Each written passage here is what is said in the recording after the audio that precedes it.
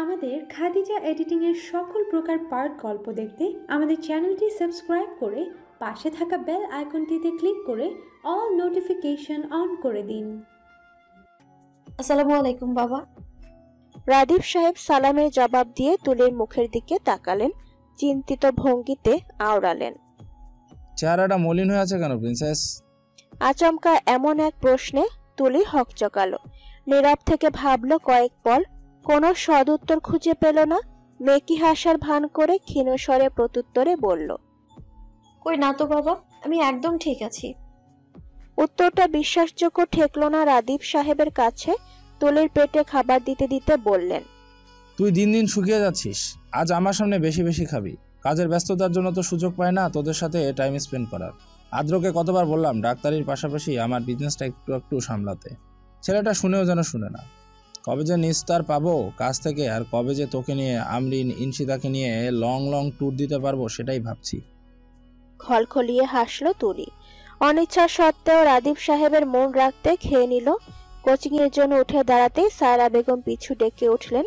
কর্ণপাত হওয়া মাত্র অগ্রবর্তী পাটা ফিরিয়ে আনলো তুলি। সায়রা বেগম দরজার কাছাকাছি এসে বললেন, আমরিন তো নিবিড়দের বাসায়, হয়তো আজকেও আসবে না। তুই একা যেতে পারবি তো মা? কেন পারবো না খালামণি, ড্রাইভার আঙ্কেল তো নিয়ে যাবে আমাকে। তুমি একদম টেনশন করবে না। পরে তোমার কিছু হলে ডক্টর আদ্র আনাফ আমায় শুলে চড়াবে। সায়রা বেগমকে অবয়ব দিয়ে বাড়ি থেকে বেরিয়ে এলো। গাড়িতে উঠে ব্যাগ থেকে মোবাইলটা বের করে স্ক্রিনে নজর দিতেই মন খারাপ, অভিমানটা বেড়ে গেল হুড় হুড় করে। গত রাতে বেরিয়ে গেছে, তারপর আর ফেরেনি আদ্র। রাতে কল দিয়ে জানিয়েছে হসপিটালে এমার্জেন্সি থাকায় আজ ফিরতে ফিরতে বিকেল হবে। ইদানিং তুলির একা থাকতে খুব ভয় লাগে, কেমন উল্টো পাল্টা অনুভূতি জাগে মনে। কারণ বশত গত রাতে সায়রা বেগমকে তুলির সাথে থাকতে বলেছিল আদ্র। রাতে ফোন দিয়েছে অনেকবার, কিন্তু সকাল হতে একটা কলও আসেনি। মোবাইলটাও কেমন নিস্তেজ হয়ে আছে। তুলি কয়েকবার কল দিয়েছে, প্রতিবারে কানে ভেসে এসেছে সংযোগ দেওয়া সম্ভব না। শেষমেশ সাগরকে কল দিল। কয়েক সেকেন্ড পার হতেই অপর পাশ থেকে কানে এলো, মাত্রই তোমাকে কল দিতে যাচ্ছিলাম বউ। সাগরের ফোনে পরিচিত সে কণ্ঠ শুনে তুলির বুকের উচাটন বেড়ে গেল হঠাৎ। ঝটপট মোবাইলটা চোখের সামনে আনলো, ভালো করে চেক করে দেখলো নাম্বারটা সাগরের। তাহলে আদ্রর কাছে কি সাগরের মোবাইলটা? আদ্রেরটা কোথায়? পুনরায় কানের কাছে ফোনটা নিল, বিচলিত স্বরে বলে উঠল, আপনার ফোন কোথায় ডক্টর সাহেব? ভেঙে গেছে। আদ্রর সাদামাটা উত্তরে তুলি চমকালো, কাপা কাপা কণ্ঠে জিজ্ঞেস করলো, ভেঙে ভেঙে গেছে মানে? এক ওয়ার্ড বয়ের সাথে খুব রাগ উঠেছিল। রাগ তো ওর উপরে দেখাতে পারবো না, তাই মোবাইলের উপর দিয়ে গেল। এখন আর চলছে না। সাগরের কেবিনে এসে ওর থেকে মোবাইল নিয়ে কল দিলাম তোমাকে। এতটুকু বলে থেমে গেল আদ্র। তুলি নিশ্চুপ হয়ে আদ্রর নিঃশ্বাসের শব্দ অনুভব করতে লাগলো। পিনপতন নীরবতা বিরাজমান দুজনের মধ্যে। আবেগী স্বরে ডাকলো আদ্র, তুলি। মাদকতায় ভরপুর ছিল যেন ডাকটা। তুলির সারা দেহে বয়ে গেল শীতল স্রোত। কম্পিত কণ্ঠে সাড়া দিয়ে বলল, জি। ক্লান্ত অবিশ্রান্ত ছিলাম আমি। তোমার রিনঝিনের স্বর এক নিমিষে প্রশান্তিতে ভরে দিয়েছে মনটা। তুমি শুধু তুলা নও, জাদুকরি লাগছে আমার কাছে। আদ্রের কথায় তুলি আলতো হাসলো। খুব করে বলতে ইচ্ছে করলো, আপনার কথাবার্তা কলেজ প্রেমিকদের মতো মনে হচ্ছে আদ্র। আপনি কি কলেজে এভাবে ফ্লার্ট করতেন? ইস, জানতে ইচ্ছে হচ্ছে। কথাটা মনে চেপে রেখে তুলি মুখে কিছু বলবে, তার পূর্বে আদ্র বলে উঠল ব্যস্ত কণ্ঠে, খুব জলদি ফিরবো বউ, সাবধানে যেও। তুলি ফোনটা রেখে মাথা এলিয়ে দিল সিটে। হুট করে শরীরটা খারাপ হতে শুরু করলো, মাথাটা ঝিমঝিম করে উঠল, গলায় উঠে এলো খাবারগুলো। ড্রাইভারকে বহু কষ্টে বলে উঠল, চাচা গাড়ি এক সাইডে থামান। ড্রাইভার এক সাইডে গাড়ি থামালো। তুলি দ্রুত পায়ে নেমে পড়লো গাড়ি থেকে। পেটে হাত দিয়ে গড়গড় করে ঢেলে দিল সবকিছু। একটু আগে যা খেয়েছিল তার সব বেরিয়ে গেল। বমি করে দাঁড়ানোর মতো শক্তি অবশেষ রইল না যেন শরীরে। ড্রাইভার পানির বোতল নিয়ে দৌড়ে এলো। তুলি মুখ ধুয়ে সামান্য একটু পানি পান করে দুর্বল কণ্ঠে বলল, অতিরিক্ত গরমের কারণে হয়তো শরীরটা একটু খারাপ লাগছে চাচা। বাড়িতে কাউকে জানাবেন না প্লিজ। পরে দেখা যাবে আদ্র খালামণিও অস্থির হয়ে পড়বেন। আইসা মা, তাহলে বাড়িতে ফিরে চলো। এখন তোমার শরীরটা বেশি দুর্বল হয়ে মনে হইতাছে। ক্লান্ত স্বরে বলে উঠল তুলি। না চাচা, কোচিং সেন্টারে নিয়ে চলুন। ফিরে গেলে খালামণির মনে সন্দেহ জাগবে। এছাড়া ঠিক আছি আমি, যেতে যেতে আরো সুস্থ হয়ে যাবো ইনশাআল্লাহ। তুলির কথার পৃষ্ঠে আর কিছু বলল না ড্রাইভার চাচা। কোচিং সেন্টারের সামনে গাড়ি থেমে গেল। তুলি নেমে বলল, ক্লাস শেষে আমাকে নিয়ে গেলেই হবে চাচা, আপনি এখন বাড়িতে চলে যান। আইসা মা, তুমি সাবধানে থাইকো। আবার শরীর খারাপ লাগলে কিন্তু আদর বাবুজিরে ফোন দিবা, নইলে আমার সাথে রাগ করবো। ঠিক আছে। ড্রাইভারকে বিদায় দিয়ে তুলি ভেতরে প্রবেশ করলো। ক্লাসে ব্যাগ রেখে বসতে না বসতেই কোচিং এর একজন কর্মচারী এসে জানালো অফিস রুমে অনেকক্ষণ যাবৎ কেউ অপেক্ষা করছে তার জন্য। তুলি কণ্ঠে একরাশ বিস্ময় নিয়ে বলল, আমার জন্য?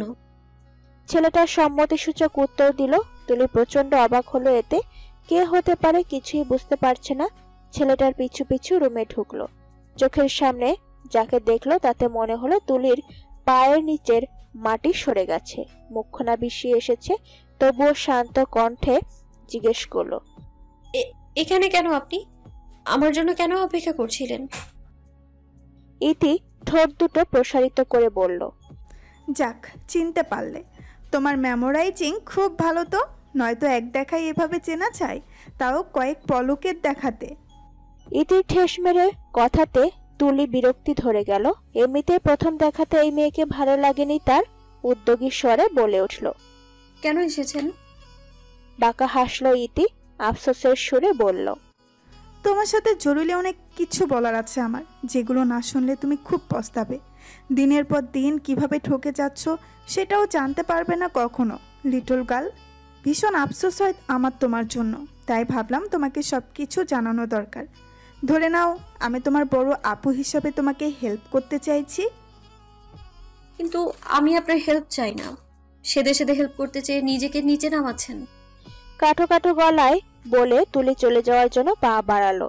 ইতি হন্তদন্ত হয়ে ছুটে সামনে এসে বাধা প্রদান করলো। স্থির হয়ে পড়ল তুলি, বিরক্তি যেন চুয়ে চুয়ে পড়ছে।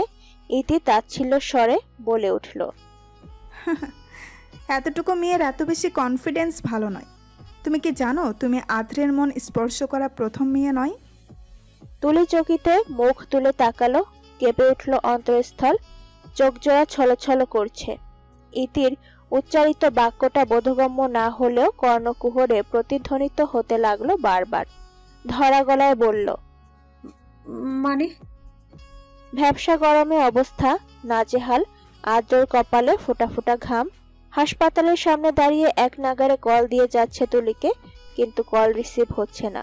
বিরক্তিতে চোখ মুখ কুঁচকে আসছে, মেজাজ চড়া হয়ে উঠেছে ইতিমধ্যে। হাতের মোবাইলটা চেপে ধরে নিজের রাগ নিবারণের সর্বোচ্চ চেষ্টা চালালো। পরক্ষণে অজানা শঙ্কায় কেঁপে উঠল বুকটা। তড়িঘড়ি করে কল দিল সায়রা বেগমকে। রিসিভ হতে ব্যগ্র কণ্ঠে প্রশ্ন করলো, আমার বউ কোথায় মা? সায়রা বেগম বিস্তর হাসলেন, স্বাভাবিক কণ্ঠে বললেন, তোর বউ আসছে বোধহয়। গাড়ির আওয়াজ শুনে ফের বলে উঠলেন, গাড়ি চলে এসেছে, আমি গিয়ে দেখছি তুলি এলো কিনা। আদ্র ফোনটা রেখে মাথার চুলগুলোতে হাত বুলিয়ে নিল। পাশে দাঁড়ানো সাগরের উদ্দেশ্যে বলল, রিমি ফোন দিয়েছিল, তখন পেশেন্ট দেখাই বিজি ছিলি তুই। মোবাইল তো আমার কাছে ছিল, এখন কথা বলে নে। মোবাইলটা সাগরের হাতে দেওয়ার আগেই পুনরায় শব্দ সৃষ্টি করে বেজে উঠল। স্ক্রিনে জল করছে সায়রা বেগমের নাম্বারটা। বিলম্ব না করে ফোনটা রিসিভ করলো। মুহূর্তে কর্ণধার হলো সায়রা বেগমের আশঙ্কাজনক কণ্ঠস্বর, তুলিকে কোচিং সেন্টারে পাওয়া যায়নি আদ্র। ড্রাইভার একা ফিরে এসেছে, এটাও বলল ওর নাকি সকাল থেকে শরীর খারাপ ছিল। আমার চিন্তা হচ্ছে, তুই ওকে খুঁজে বের কর বাবা, কোথায় গেল মেয়েটা। মায়ের কথা শোনার তর্স হলো না আদ্রের। ক্ষণিকের জন্য থমকে গেল হৃদস্পন্দন। সূক্ষ্ম ব্যথা করে উঠল বুকের বাঁ পাশটা। ক্রমে তা ছড়িয়ে পড়ল পুরো বক্ষে। পাথরের মতো ভার হয়ে গেল বুকটা। সাগর ভ্রু কুঁচকে তাকালো। আদ্রর রক্তিম চোখ দেখে পিলে চমকে উঠল তার। তরবর করে বলল, আদ্র মোবাইলটা সাগরের হাতে ধরিয়ে দিয়ে এলোমেলো পায়ে দৌড়ে গাড়ির কাছে এলো। সাগরের ডাক উপেক্ষা করে গেল সম্পূর্ণ। দ্রুত ড্রাইভ করে কোচিং সেন্টারে এলো, কিন্তু তুলির কোনো হদিস পেল না। সিসিটিভি ক্যামেরা চেক করে দেখলো ইতির সাথে রুম থেকে বেরিয়ে গেছে তুলি, কিন্তু কোথায় গেল, কিভাবে খুঁজবে আদ্র? হৃদয়ে তোলপাড় হচ্ছে। নিজের প্রাণনাশিনীকে হারানোর ভয়ে দম বন্ধ হয়ে আসছে বারবার। চোখ দুটো লাল টকটকে হয়ে আছে। ড্রাইভ করতে করতে ঝাঁঝালো গলায় আওড়ালো, প্রত্যেক মানুষের দুটো দিক থাকে, ভালো এবং খারাপ। আমার মাঝেও দুটো আছে, গভীর চাওয়া এবং শ্যামবতীর জন্য হিংস্র হয়ে ওঠা।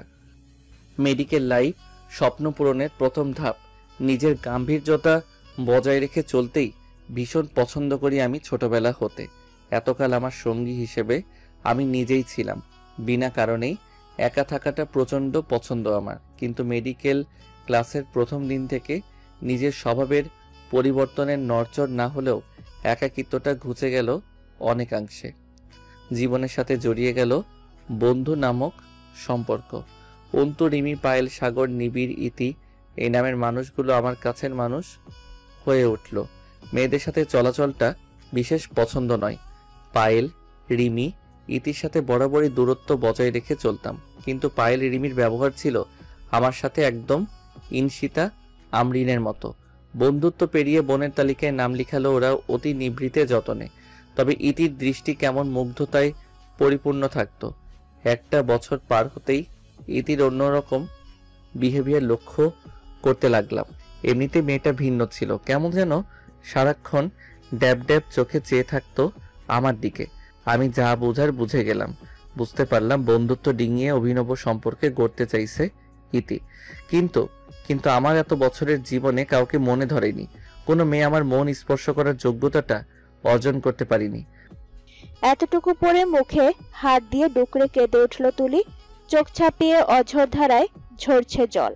ডাগর ডাগর শান্তিপূর্ণ আখি যুগলে অশ্রুদের দখল হলেও অধর কোণে প্রস্ফুটিত হাসি। ভেজা কণ্ঠে বারংবার কোনো মেয়ে আমার মন স্পর্শ করার যোগ্যতাটা অর্জন করতে পারেনি। বাক্যটি পড়ল, উচ্চারণ করলো অনেকবার। আটকে আসা নিঃশ্বাস যেন মুক্তি পেল এতক্ষণে। তবে পরবর্তী পাতায় কি লেখা থাকতে পারে, কি হতে পারে ভেবেই তুলির খুশিটা উবে গেল নিমেষেই। মনের সুপ্ত কোণে ব্যথা জড়ো হলো দৈবক্রমে। মনে পড়ে গেল ইতির বলা বিষাক্ত বাক্যগুলো। আদ্রকে আমি ভালোবাসি। আদ্র একটা সময় আমাকে ভালোবাসতো। তোমার মতো কালো গ্রামের মেয়েকে আদ্রর মতো সুদর্শন একটা ছেলে, যে কিনা ভালো একজন হার্ট সার্জন, সে কেন ভালোবাসতে যাবে? তুমি কখনো আদ্রর টাইপ ছিলে না, আদৌ হতে পারোনি। তুমি তো বাজিমাত করেছো তোমার খালামনির জন্য। হ্যাঁ, মিসেস